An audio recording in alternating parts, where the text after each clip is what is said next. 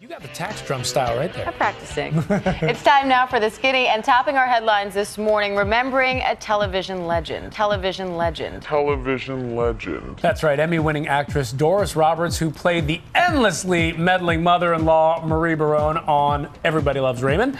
Now, she has died at the age of 90. Roberts' career spanned 6 decades, most recently in that famous show, but her television career really started taking off in the 70s. What's wrong? Nothing. What do you mean? I sense tension and anger. Maybe you're picking up your own scent. She was so great on that show. A spokeswoman says Roberts died Sunday night in her sleep. She's being very fondly remembered by her co-stars. Ray Romano said she, quote, had an energy and a spirit that amazed me, and Patricia Heaton called Roberts' passing the end of an era. The end of an era, indeed. Oh, that's nice. Well, next up, to switch up night on Dancing with the Stars. Hey Doris, how you doing? Too good to know.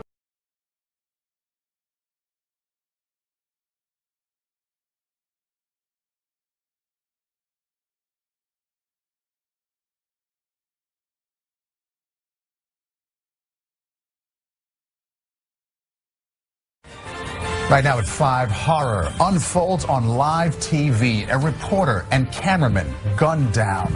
For her to be taken in this fashion, in this way, is unconscionable.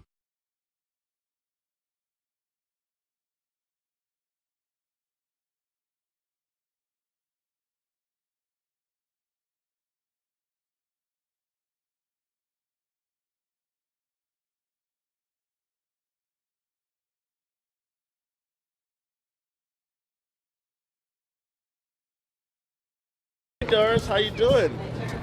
Too good to know. No, I'm sorry. Are you gonna try to go see a movie maybe to feel better? Yes. What movie are you guys gonna see? Hail Caesar. Oh, yeah, that's George Clooney and a lot of good people in that one. Yeah? Do you think there's too many award shows? Not if I don't get them. Sad news from the world of professional wrestling. Legendary WWE star Joan Laurer, known in the ring as Chyna, she was found dead inside her California home on Wednesday. Police say there are no signs of foul play. There are reports the case is being investigated as a possible drug overdose. Joan Chyna Laurer, she was 45 years old.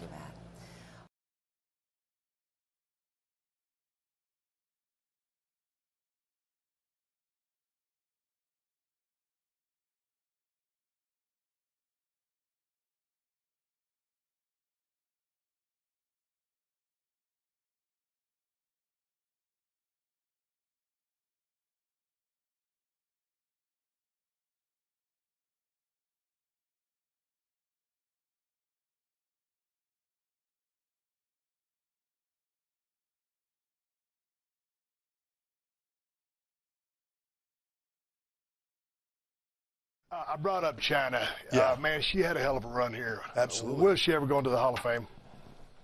You know, that's one of those questions. Does she deserve to go in the Hall of Fame? Absolutely. So what do you mean it's one of those questions? Well, it gets asked a lot. Yeah. It's I thought it meant like a double-sided edge. it is a little bit of a double side. So you have it's not just as easy as should this person go in the Hall of Fame. Right. Completely 100% transcended the business, changed the business, paradigm shifter of the business, right? Did what no woman ever did before, and was awesome at it, and a phenomenal talent. All the other stuff that happened, and I don't need to get into any of the other stuff, right? But there is no beef on this side with anything, and I mean that 100%. And from a career standpoint, should she be in the Hall of Fame? Absolutely. Bit difficult though, and this is the flip side of the coin that nobody looks at. You have I got a 8-year-old kid, and my 8-year-old kid sees Hall of Fame, and my 8-year-old kid goes on the internet to look at, it's Chyna. I never heard of her. I'm 8 years old. I've never heard of that. So I go type that in and I punch it up, and what comes up? And I'm not criticizing anybody. I'm not criticizing lifestyle choices. Everybody has their reasons. I don't know what they were, and I don't care to know. And it's not a morality thing or anything else. It is just the fact of what it is. That's a difficult choice. Right.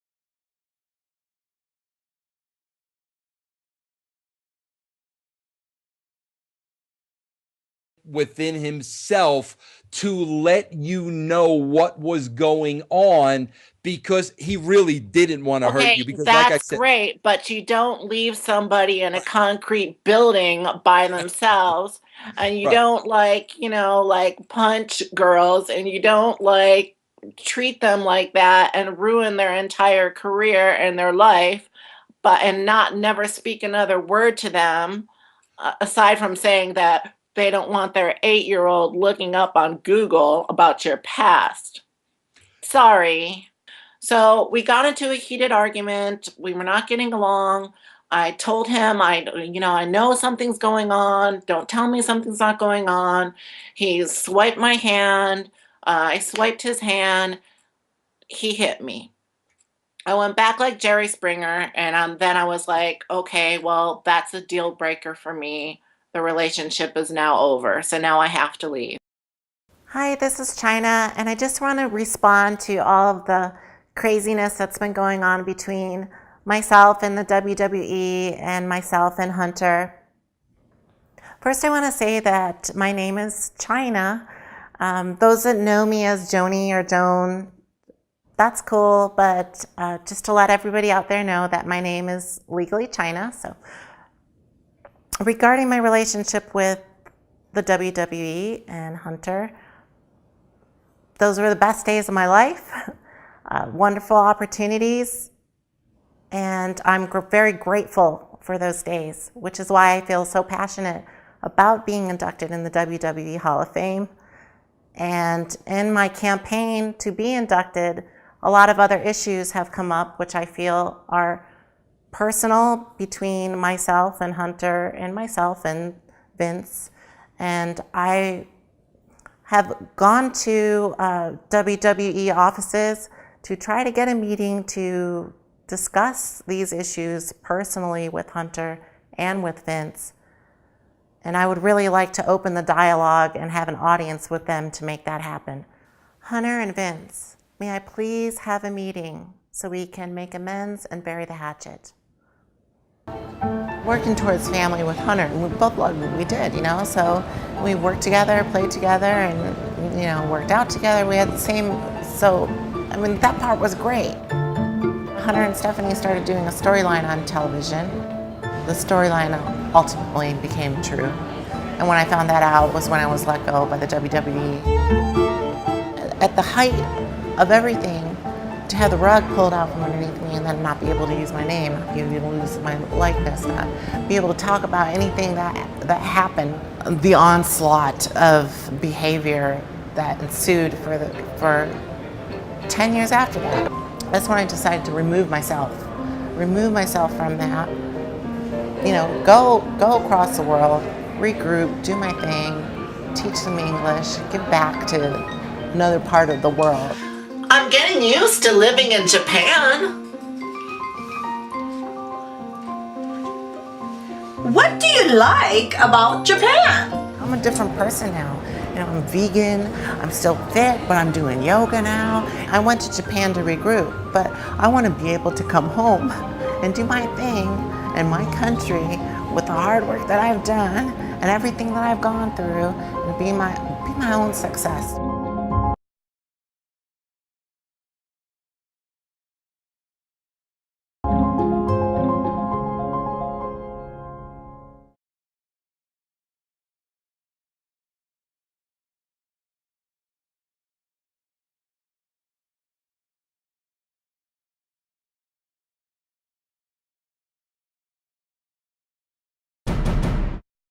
China, how you doing? Good to see you. Hi. Good, you look great. Oh, thank you. You look beautiful. Look at you. I haven't seen you forever.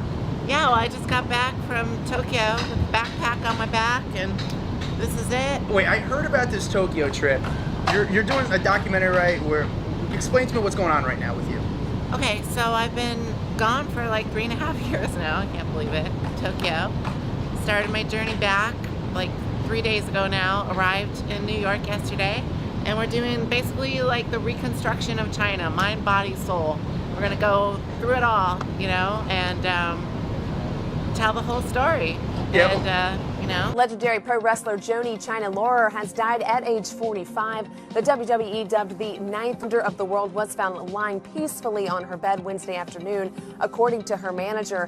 Known as a female pioneer in the male-dominated sport, China became the first woman to compete in the WWF Royal Rumble. The cause of the death is still under investigation. The bottom line, sad news for the wrestling world.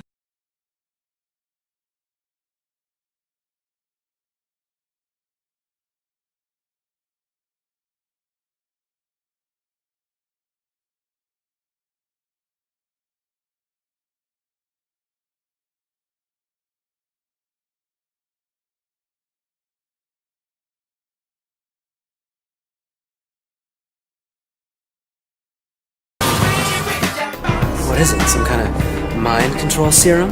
It's much better. Mind control suppositories!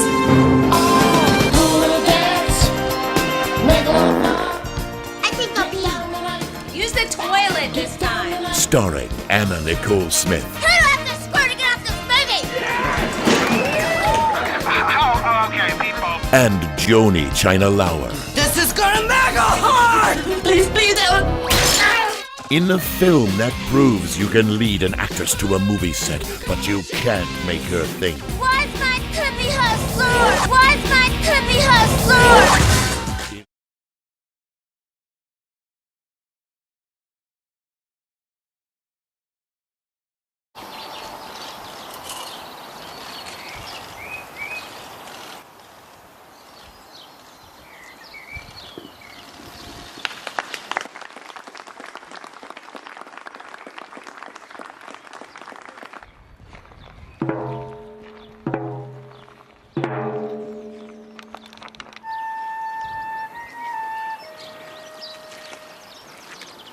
Μετά από επίκληση της Προθιέρειας, ο Θεός Απολλώνας έστειλε τις ακτίνες του.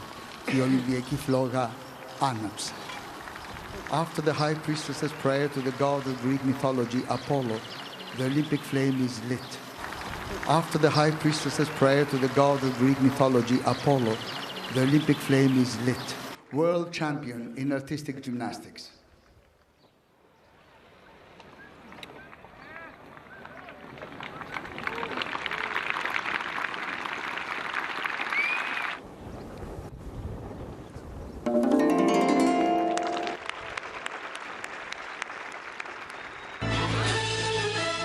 Good afternoon. This is a CBS News special report. I'm Don Dahler at CBS News headquarters in New York. There is breaking news from Minnesota. The singer, songwriter, and musician known as Prince has died. The Associated Press says his personal publicist has confirmed that he was reported found dead in his home near Minneapolis. Good day. We are coming on the air with breaking news about the death of an American music icon. Prince, the innovative, one-of-a-kind artist who's given us so much great music over the decades, has been found dead at his Paisley Park compound in suburban Minneapolis. Prince's music and lyrics transcending genres and generations.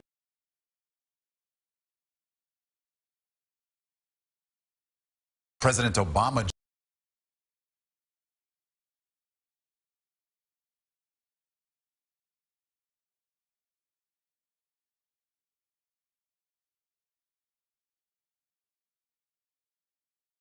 joins the world in mourning the death of Prince. The president called him, quote, one of the most gifted and prolific musicians of our time.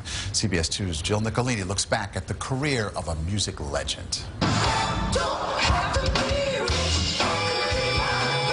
Singer, songwriter, and musician Prince was born with the name Prince Rogers Nelson on June 7, 1958, in Minneapolis, Minnesota. He is considered to be one of the best-selling artists of all time. At an early age, he developed a passion for music. In his late teens, he recorded a few songs in his cousin's band before being signed to Warner Brother Records, where he released his debut album in 1978. Part of what Prince did was he played just like David Bowie did, with images. His next 3 albums, including 1999, went on to create controversy due to their sexual nature, which became his trademark.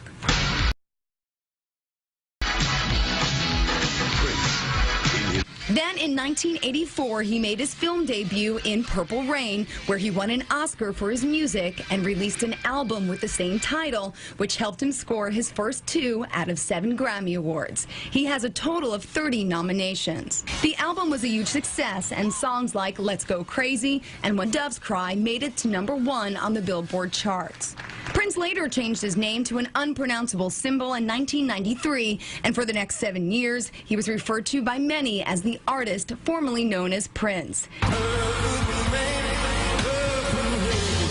And in 2007, he played the Super Bowl, still one of the most talked about performances. It was just 1 week ago that Prince held his final concert in Atlanta after canceling performances at the Fox Theater the week before. Prince was 57 years old. In 2004, he was inducted into the Rock and Roll Hall of Fame. In 2004, he was inducted into the Rock and Roll Hall of Fame. And just last week, Prince was hospitalized with the flu after his plane made an emergency landing in Illinois. Reps for Prince confirmed he was battling the illness for weeks. He was truly a legend and, of course, will be missed. Okay, Jill. Thank you. Prince was only 57 years old. His death unexpected. CBS 2's Jennifer Mayerly has more from outside Prince's compound outside of Minneapolis. I'm here outside Prince's estate, about 20 miles outside of Minneapolis, where the frantic chain of events unfolded around 9:43 a.m. local time. Rescue needed for a medical at Paisley Park, 7801 Audubon Road. Person down, not breathing. Moments later, police and paramedics arrived at the scene and found the 57-year-old singer unresponsive in an elevator. They tried performing CPR, but they were unable to revive him. At 10:07 local time, the Grammy and Oscar winner was pronounced dead. Prince had been battling illness over the last few weeks, forcing him to cancel 2 shows this month. He felt well enough to perform last Thursday at Atlanta's Fox Theater, but on the flight home, Prince's plane was forced to land in Illinois, where he was treated for what publicists called a medical emergency, possibly related to the flu. Hundreds of people have continued to show up at Paisley Park Studios.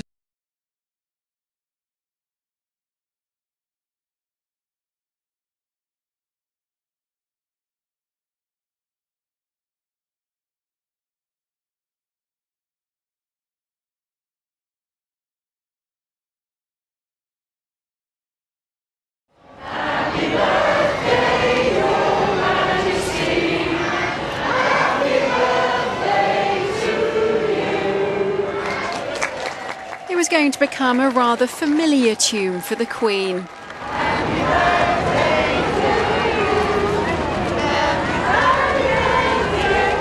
Along the streets of Windsor, crowds of well-wishers lined up. Some had been camping out overnight, all eager to catch a glimpse of the British monarch and to be a part of the celebrations for her 90th birthday.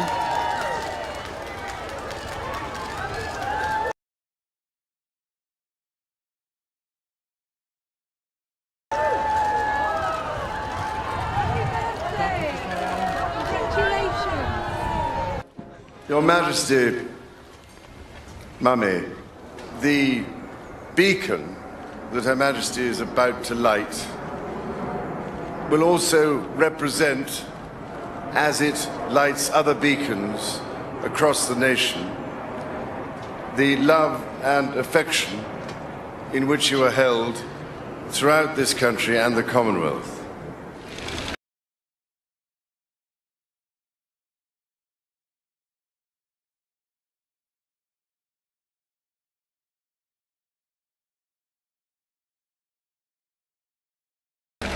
And so the Queen lit the first of more than 900 beacons across the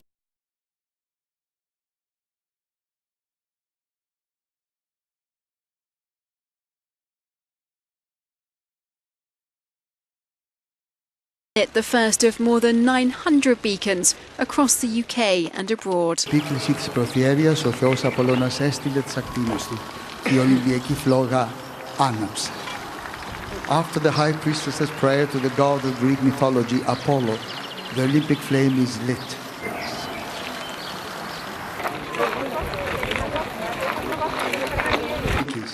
Handover of the Olympic flame by the high priestess Mrs. Katerina Leku to the Ferios Petrounas, world champion in artistic gymnastics.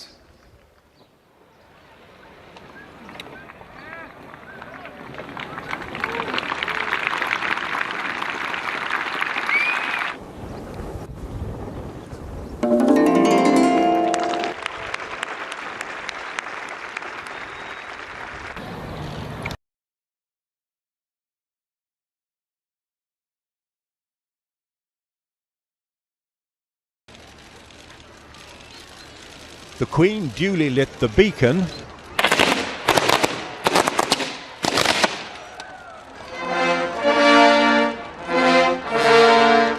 after considerable smoke, there was eventually fire. This morning is wishing Queen Elizabeth happy birthday with music, ceremony, and personal greetings. It's another historic moment for a monarch who has witnessed a lot of history in her 90 years. Mark Phillips is at Windsor Castle for the celebration. Mark, good morning. Good morning. Well, if proof were needed that queens are not like you and me, their birthdays are a good place to start. Queens get two of them. Their real one, which for Queen Elizabeth is today, and an official one with all the state trappings, which is in June. But even for queens, this is the one that counts. She wrote upon it. The choir sang Return to Sender as the Queen began her birthday celebrations by visiting a post office. Elvis may be the king of rock and roll, but this monarchy definitely hasn't left the building. And as the new stamps issued for the Queen's 90th indicate, it'll be around for a while yet. One queen and three kings in waiting. And according to the second in line, Prince William, she's been the best possible teacher. A 90-year-old monarch who's been on the throne for 64 years. Maybe that's why the next choir sang, When I'm 64. The Queen has witnessed so many milestones over her long life. A collection of 90 photographs taken over 90 years has been pulled together in celebration. But this is a private milestone, too. And the latest photo of the Queen with her youngest grandchildren and her great-grandchildren may be the most personal. That's 11-month-old Princess Charlotte in her arms, with William and Kate's other child, Prince George, in the short pants just beside her.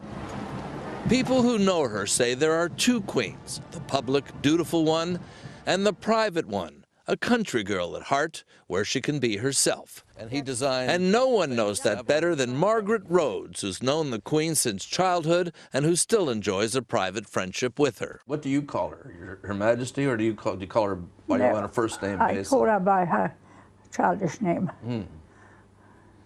So she's Lilibet. Lilibet to you? Yes. Does she still respond to Lilibet? Oh, yes.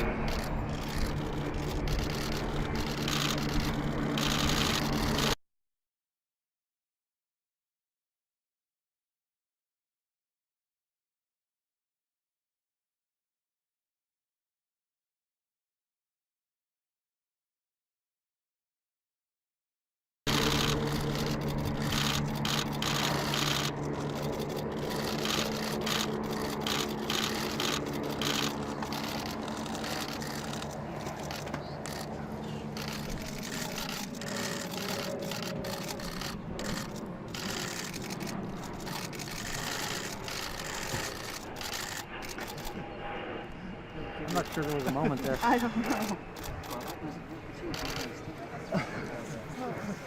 I'm glad you got a scarf. I'd like to we're going to do a photo. I see after this.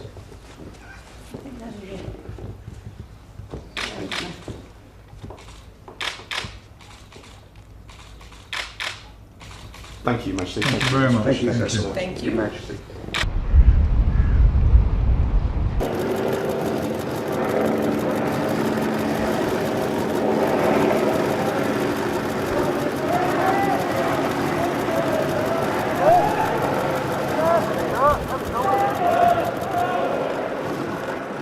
President Obama is in London this morning. He arrived with a message that some British politicians say he should have left at home. Margaret Brennan is traveling with the president. She's outside the Houses of Parliament. Margaret, good morning. Good morning. Well, the official reason for this visit by the President and First Lady is lunch with the Queen to celebrate her 90th birthday. But the timing is very controversial. The President is helping Prime Minister David Cameron win a tough upcoming vote. He's trying to convince Britons to stay members of the EU. That's the 28-nation club that binds European countries together. In an op-ed today, the President wrote, quote, "As your friend, let me say that the EU makes Britain even greater."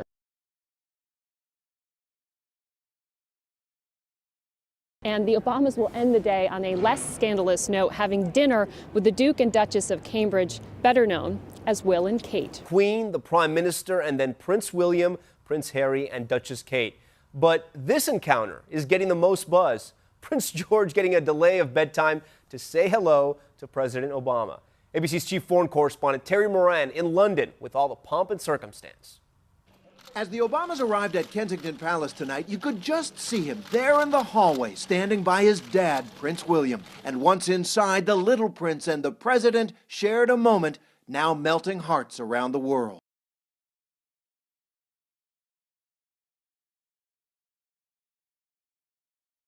Prince George got to stay up 15 minutes past his bedtime to meet the Obamas. It was that kind of day. The Queen and Prince Philip personally greeting the first family outside Windsor Castle. And then look at this. They all pack into the Royal Range Rover with Prince Philip, the Duke of Edinburgh, acting as chauffeur. I have never been driven by a Duke of Edinburgh before. But the president landed himself in the thick of a ferocious political battle here. Britain's about to vote whether to leave the troubled European Union. Obama's urging them to stay. And the mayor of London, who wants Britain out, sneered in an op-ed piece about taking advice from a, quote, part Kenyan president. Obama shot back. I'm not coming here to fix any votes. I'm offering my opinion. And you shouldn't be afraid to hear an argument being made. Just like my mother, she never satisfied. Why do we scream at each other? Come on!